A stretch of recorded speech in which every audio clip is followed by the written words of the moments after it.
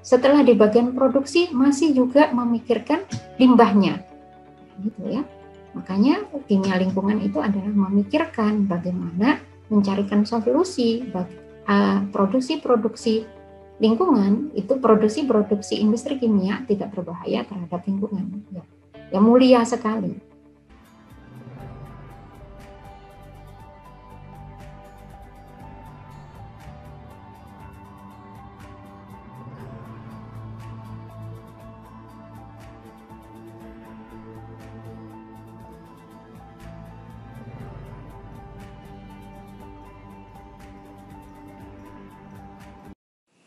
Bismillahirrahmanirrahim. Assalamualaikum warahmatullahi wabarakatuh. Kali ini kita akan membahas tanya jawab seputar instalasi pengolahan air limbah. Kita mulai ya. Oh Ihsan, oke silakan. Saya mau bertanya soal yang kolam yang itu loh Bu, ada pasirnya itu, sedimentasi. Kalau dia berkontak dengan limbah kan lama kelamaan bagian atasnya itu kan kontak sama limbahnya. Terus keefektifan pasirnya itu juga berkurang kan pasti. Jadi pertanyaan saya adalah sekitar berapa hari atau berapa bulan pasir di dalam kolam itu diganti atau nggak pernah diganti Bu gitu? Pasir tentu semuanya saja, semua adsorben itu ada yang sampai dia itu jenuh atau penuh, namanya juga terserap, menyerap. Nanti ada waktunya dia itu sudah tidak bisa menyerap dengan baik. Ada saatnya, tadi kalau pertanyaannya adalah bagaimana di pasir lambat. Di pasir lambat ini apakah mungkin dia itu sudah penuh, sudah tidak bisa menyerap lagi gitu ya? Iya Bu. Nah, ketika dia sudah tidak bisa, ada waktunya dia itu sudah tidak bisa menyerap lagi dengan baik. Nah, ada saatnya, karena kalau dipakai terus-terusan nanti pastinya itu sudah tidak bisa menyerap lagi dengan baik, sudah tidak hasilnya tidak bagus.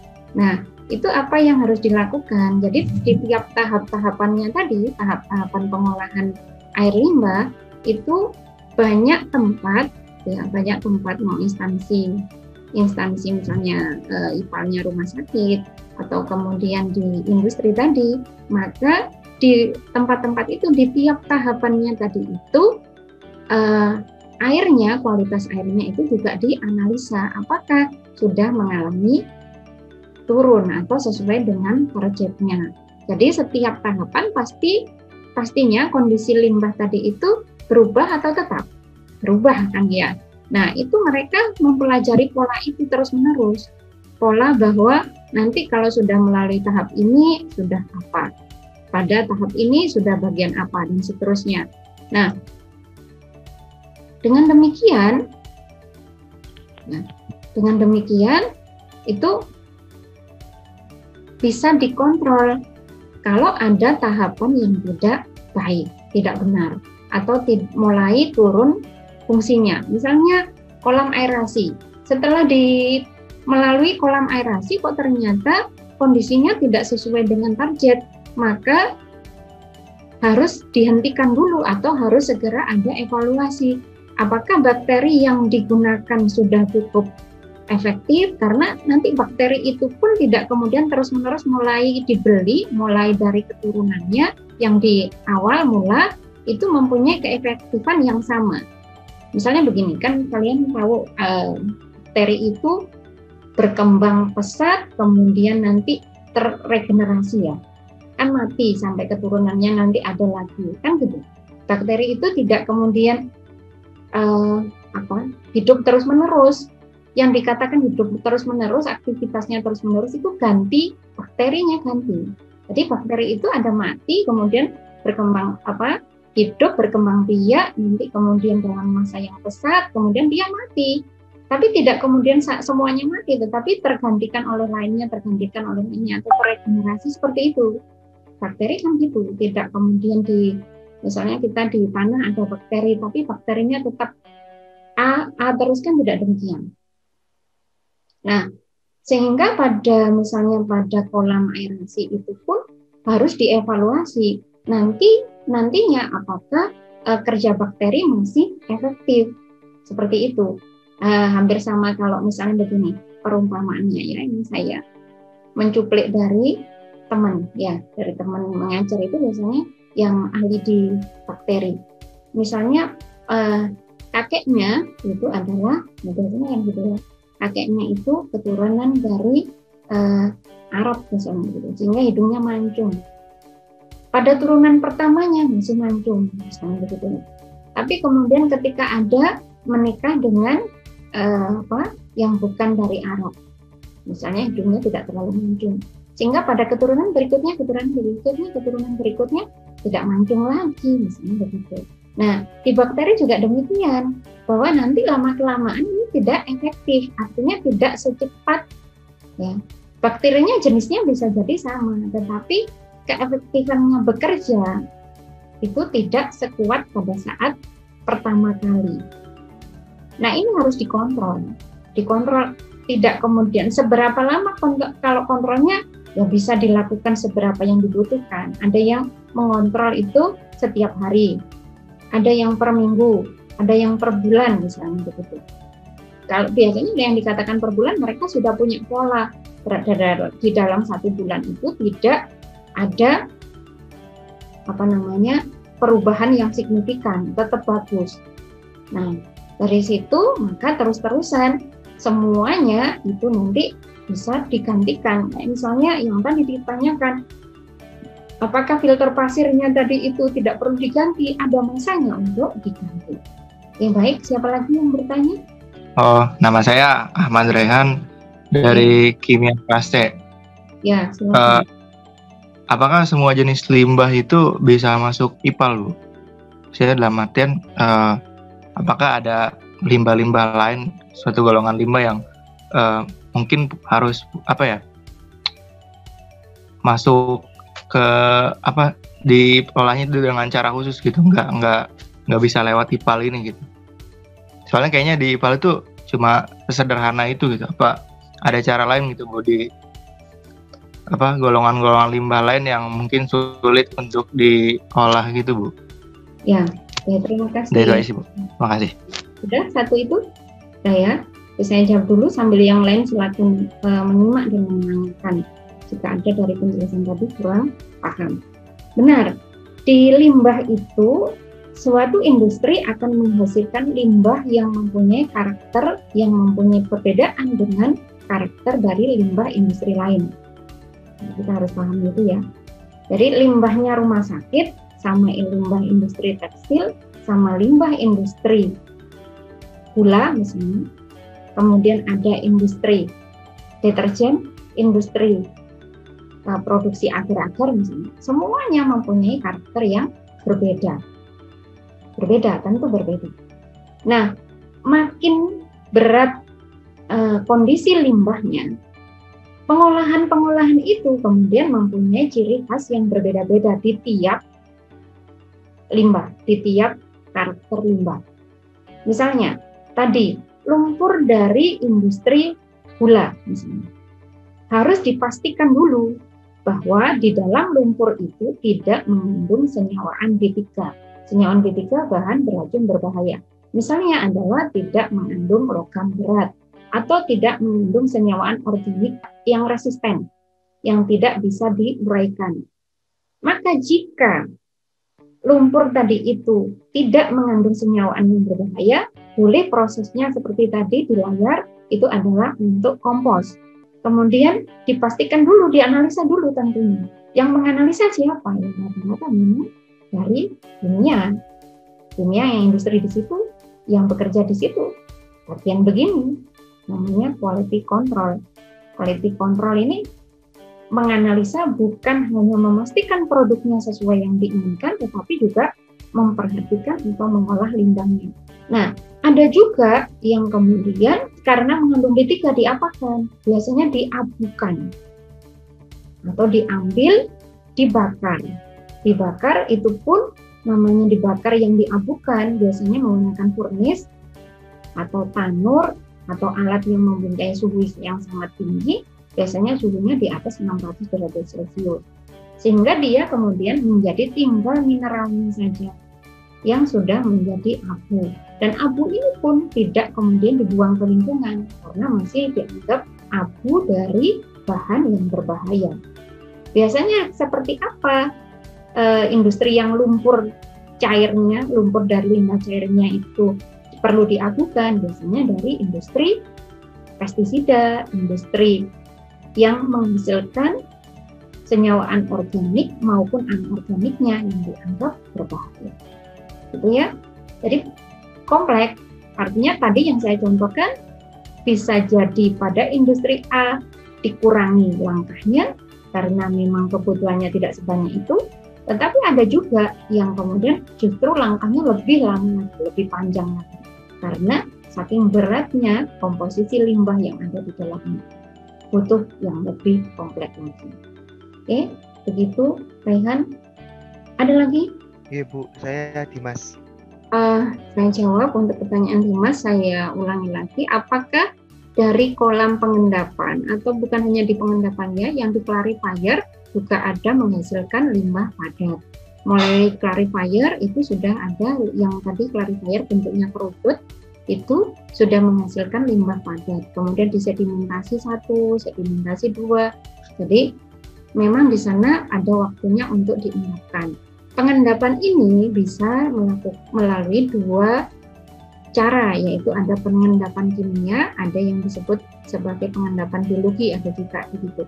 Maksudnya kimia di sana dibantu ditambahkan koagulan supaya lebih cepat, ya. Nah, kemudian pada sedimentasi 1 maupun sedimentasi 2, kalau dibutuhkan memang ada juga yang ditambahkan dengan senyawaan kimia untuk membantu pengendapan biar lebih cepat. Karena bisa jadi volume air limbah yang dihasilkan di suatu industri itu sangat banyak sehingga harus memburu waktu supaya tidak banjir, kan gitu ya. Bisa terolah semua dan segera dibuang. Merupakan aliran yang terus-menerus kontinu karena produksi air limbah terus-menerus. Nah, begitu ya. Nah, kemudian endapan tadi itu apakah dikeluarkan secara manual atau dibuat otomatis? Ini tiap industri beda-beda dalam menyikapi. Ada juga yang menggunakan sedot. Ya. Jadi biasanya ada waktu untuk tidak ditambah lagi airnya dulu. Airnya tidak ditambah dulu.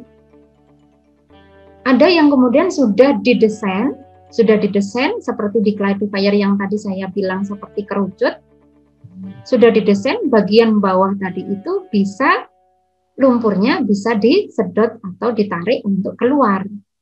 Ada juga yang misalnya karena mengendapnya tadi itu penuhnya itu masih lama, ada juga yang model ketika tertentu misalnya 1 bulan sekali dibuatkan tanpa air atau airnya tidak ditambahkan lagi, kemudian dikeruk.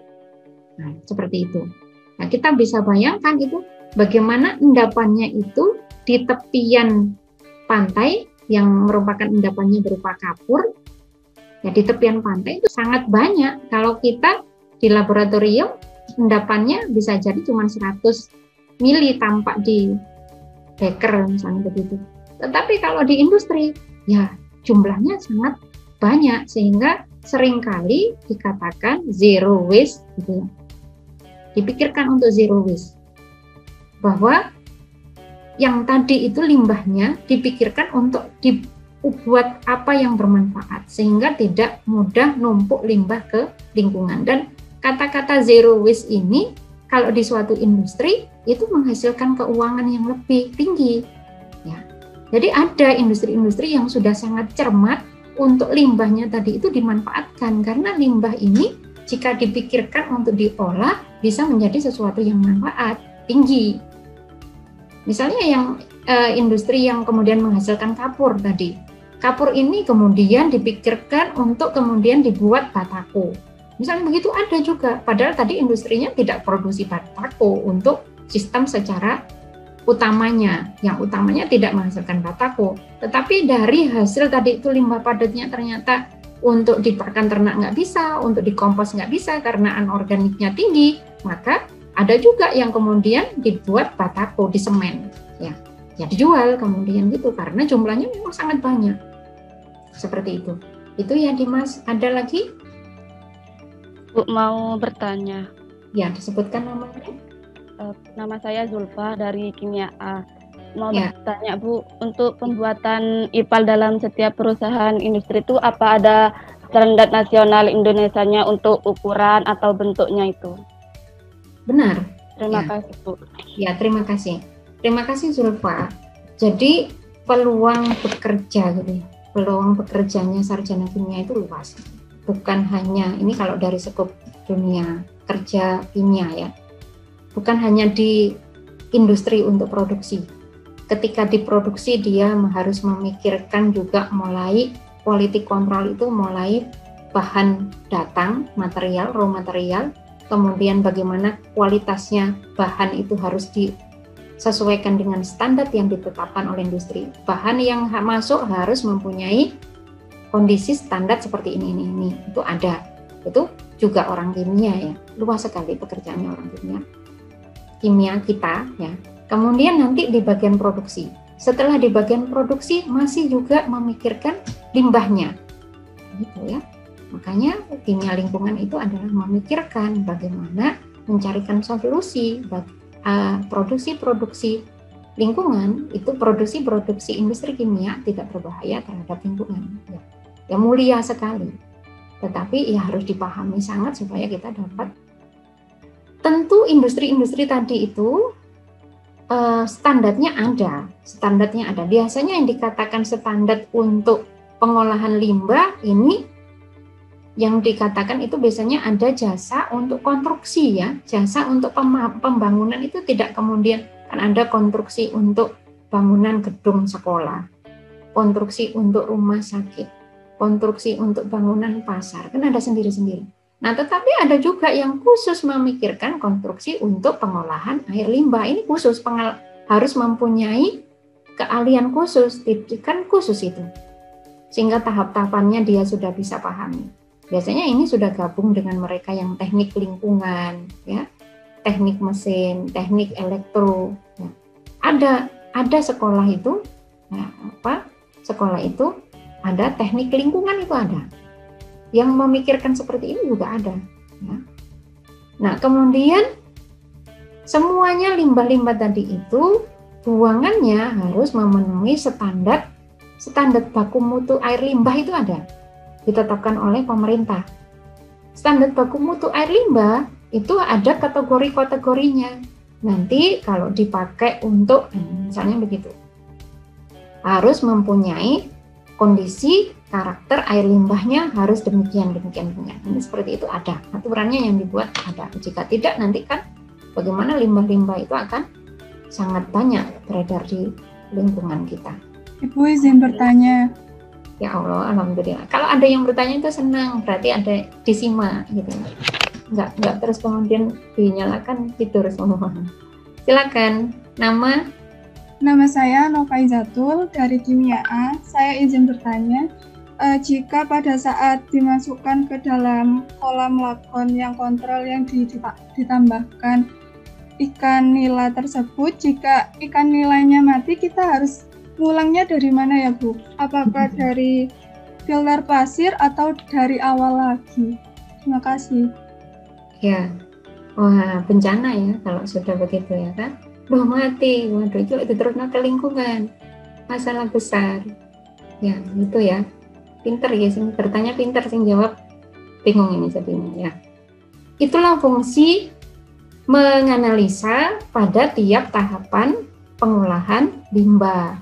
Ya, pada tiap tahapan pengolahan limbah dianalisa supaya ketahuan jika ada masalah itu ada di mana.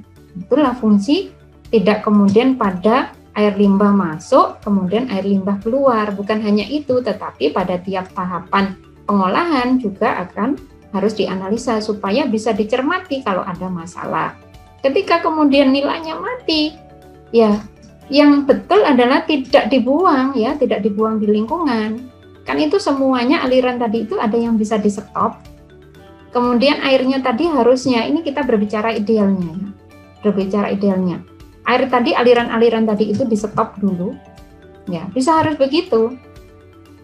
Ya, kalau industri yang mempunyai komitmen tinggi itu yang dia lakukan, maka setelah itu air tadi itu harusnya ini kita berbicara yang ideal bahwa diambil air tadi itu, kan nggak bisa dia putar balik, kemudian dimasukkan ke yang bagian mana nanti, yang kemudian sesuai dengan standarnya kondisi air limbah tersebut. Air limbah tersebut misalnya harusnya mulai dari masuknya di clarifier, ya udah masuk di clarifier, dimasukkan lagi ke clarifier. Ya itu memang jadi masalah sampai ikan nilainya mati. Apakah sampai terjadi begitu? Ya ada kecelakaan ya. Kecelakaan maksudnya pengawasannya kurang, dianggap tidak ada masalah, terus-terus saja sampai ikan nilainya mati. Biasanya itu kejadian yang luar biasa atau kejadian yang sangat jarang terjadi pada suatu sistem pengolahan air limbah.